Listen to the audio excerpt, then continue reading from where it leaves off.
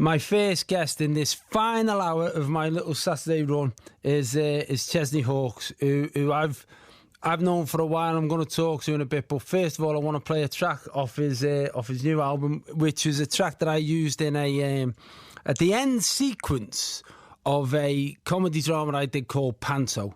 And in the way that always happens with these, the announcer then spoke over it, which did my head in. So I want you to listen to this, and particularly listen to the words. As I was saying before about my own lad growing up, if you've got kids, listen to the words, because that's what it's about. It's about them all growing up and going away.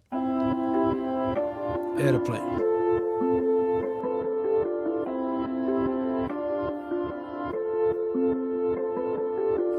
Daddy, please make me an aeroplane. I want another one just the same. I watch it fly with the sun in my eyes. I'll walk you home in the rain from the fair. Are you cold? I'll give you my coat to wear. I'll treasure moment I almost missed. These moments make up a life, and you wanna take it all in, just fall in. So many snapshots in time. If anyone can make me stand still, you will. You will. Remember when you pushed me into the sea, laughing so hard we could barely breathe, like long lost friends. You know you will see again.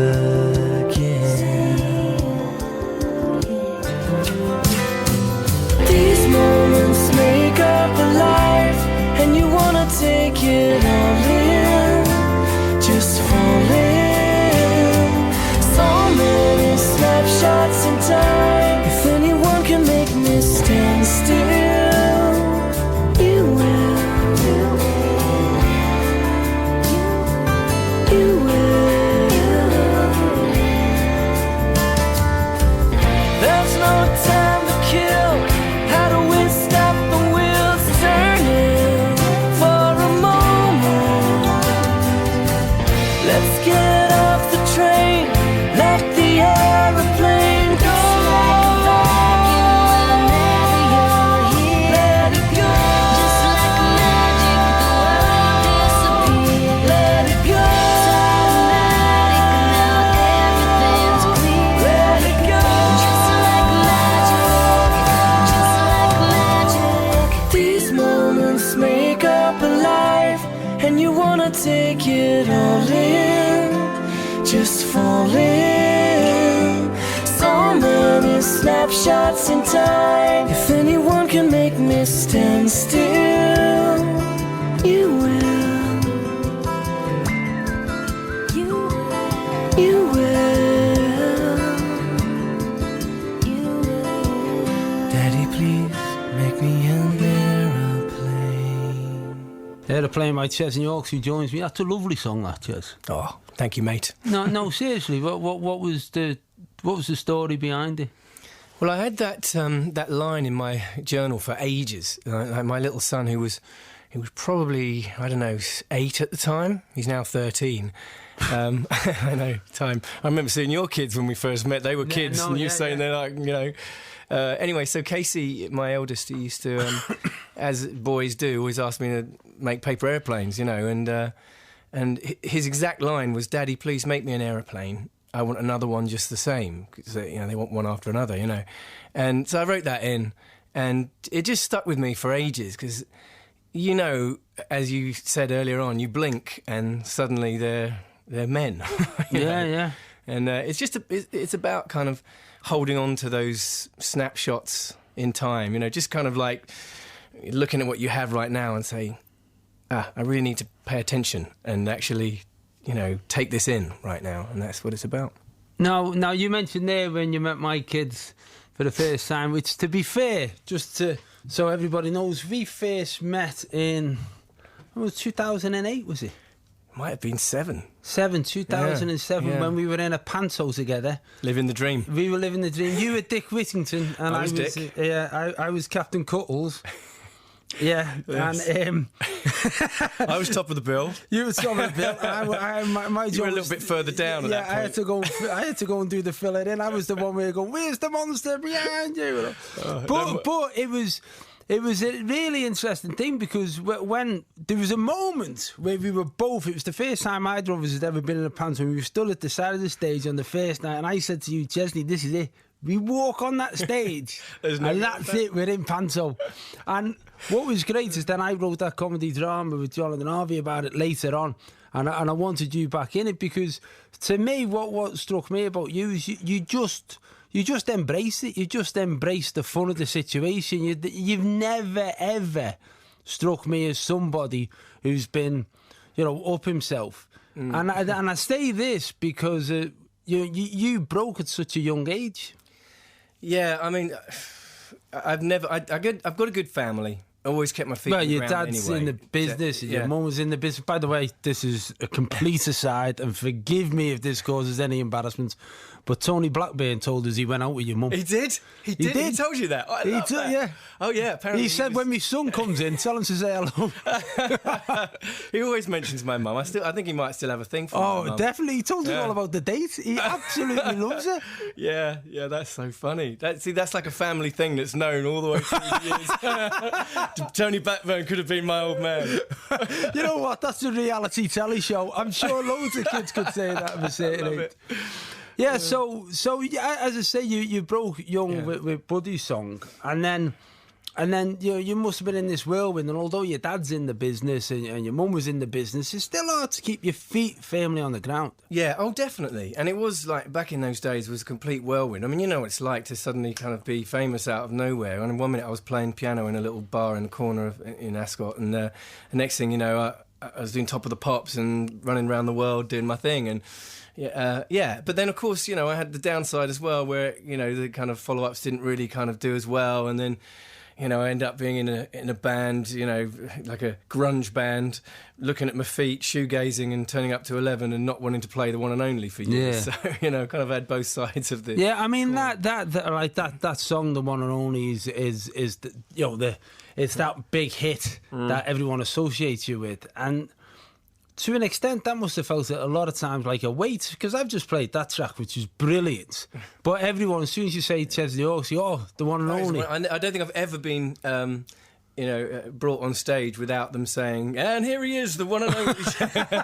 I should just have my name changed by default. Yeah, yeah. I mean, but people ask me if it's like an albatross, but it's not really. I mean, I probably would have had a different answer, about 10 years ago or whatever, but nowadays I can't help but love playing it because it's such a beloved record. It's like you bring that intro in and people just go nuts for it. I suppose also it's that thing in life as well, isn't it? Where if you get something that means so much to so many people once, you're lucky to have it. A lot of people shy away from it and go, "I want it." But if you've actually been brilliant for 3 minutes 20 seconds.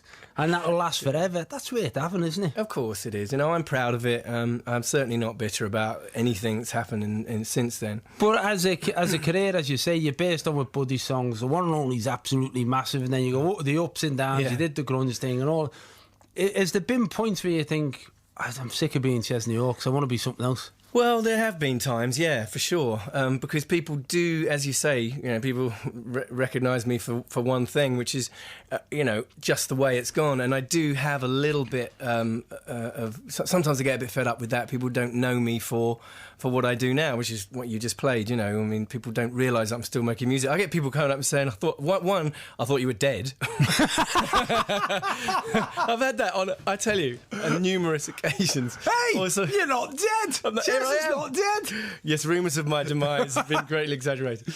Or just people that say that I didn't realise what happened. You made that one record and that was it. And you know, that's fair enough, because that one record was so huge, and everything else that I've done since hasn't quite lived up to the success of that. But, you know, sometimes I do get a little bit just a little bit fed up that people don't know me for other things, if you know what I mean. Well, I mean, that was it. The title of your biography was Who I Really Am. And as a musician, do you feel now that you're better as a musician? Do you feel you've still got more to grow? Because you're doing this backwards and forwards to America all the time. Yeah. Which in its own right must put you in a little, I don't know, a spin really as to what continent you're on. Well, I came in last night, so I don't quite know where I am. A bit zombie-like, a bit like the governor. Yeah. I mean, to clarify, that's because you're living in LA. Yes, I live in LA. I've been there for 2 years now, and we're very happy over there. I've got 3 kids, very happy, married and everything.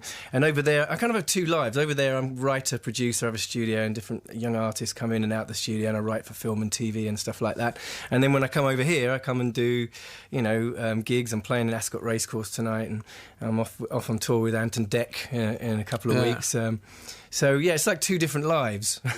Yeah, but do you find that you've got that LA focus, as you said, about the writing and having the studio? Has that made you a better artist? Has it made, well, because to be honest, I mean, like, I'm being as I suppose as neutral as I can. I love the album. I really do, and I've had when we did the Panso, you had another one, and this is so much better. I just think the songs on it are great, and it's a complete album, but it seems like it's grown out of something. Yeah, I mean, I guess time will do that. And experience in life. I mean, I was only 19 when we put the one and only out, and a lot's happened to me over those years. And yes, I've definitely grown as an artist and as a songwriter. I mean, you can't help but grow if you do it a lot, And of course, playing live a lot over the years has really helped me grow as an artist as well. I mean, it just. You move on, So that's the other thing that people say to me, It's like, oh man, you've changed, But I'm like, it's been 23 years, You cut your hair. I know, but that's the thing, isn't it? When you're fixed in time in everyone's head, and they haven't seen you for it, they still think you're 19. Yeah, that's true. When I say I have 3 kids, I'm like, Chesney Hawk's got 3 kids. How is that possible? well, I would tell you, but yeah. I mean, talking of playing live, I did this. We weren't really sure because you flew in last night how you're going to feel about it, but we've got a piano here, we've got you set up, and you're going to play another track off the album for us. Yes, I'll do that for you, mate. Are you sure? For you, of course. Now I have got cupcakes. There's my incentive. Yeah. The incentive is you can have one after. If you have one before, I don't think. Probably not a good idea. You probably sound a bit more like me. So we're going to put you on the piano. All right. What song are you going to sing? I was going to do the previous single from this album. It's called Caught Up in Circles. Okay, all right. We'll come back after this with Chesney Hawkes playing live in my studio. It's not really my studio. It's my studio for another half an hour or so. But I might as well call it mine, mightn't I?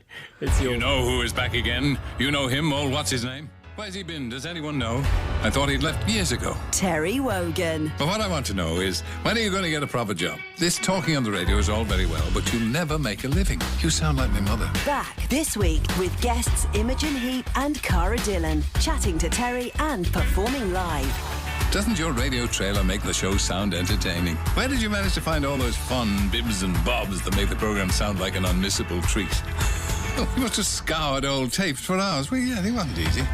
Weekend Wogan. It certainly worked. I've tuned in, and I'm waiting to be entertained.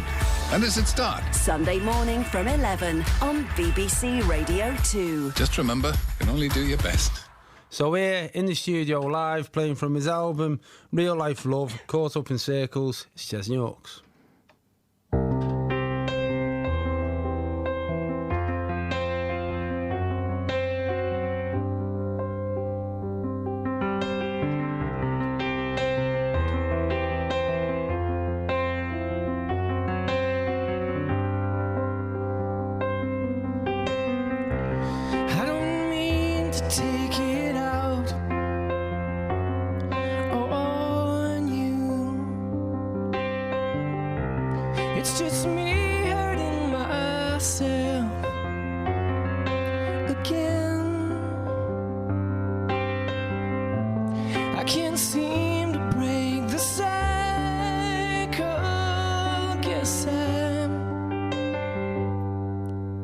Caught up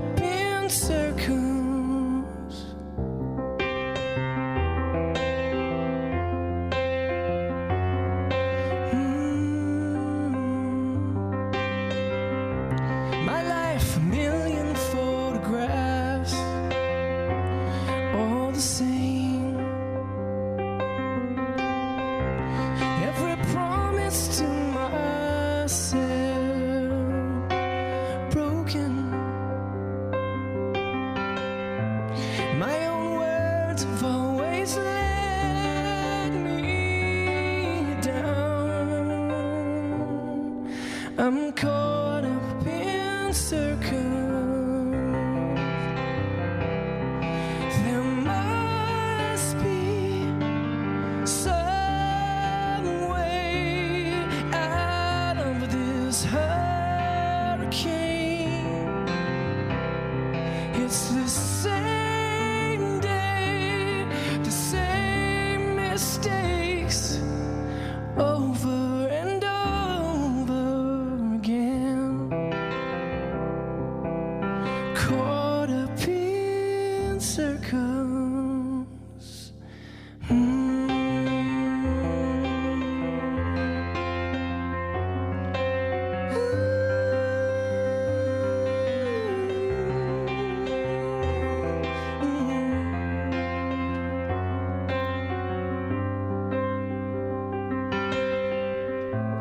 I don't waste another hour here, caught up in circles, torn up inside, caught up in circles.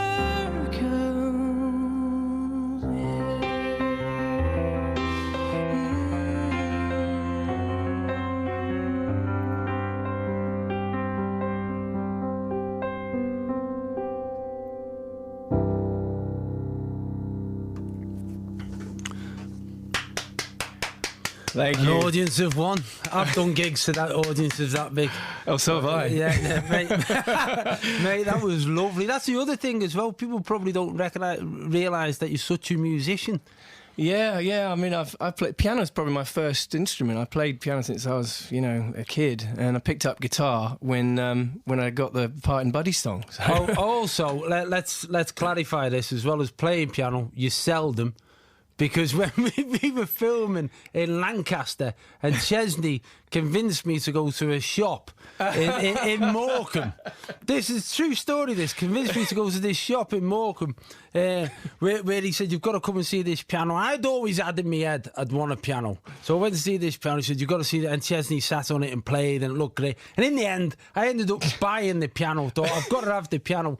When I walked out, the fella in the shop slipped Chesney a medal that was already. It was already. He never saw that. It was already engraved. Chesney Hawkes, champion piano seller. That is honestly not true. Yeah, I am down as part of the crew at what's the name of the shop? I can't remember. Promenade, I think. Promenade Music. Yeah. Oh, I gotta love them. Yeah. Thank you guys. I made quite a lot of money out of you that day.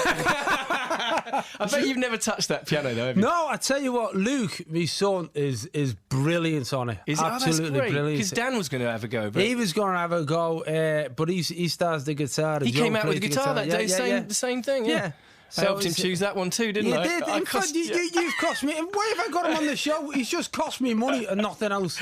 Chesney, listen, it's been brilliant having you on. How long are you over for now before you go back? I've got 5 weeks away from the kids. That's a tough one, but I'm going to keep busy. As I said, I'm on tour with Anton Deck.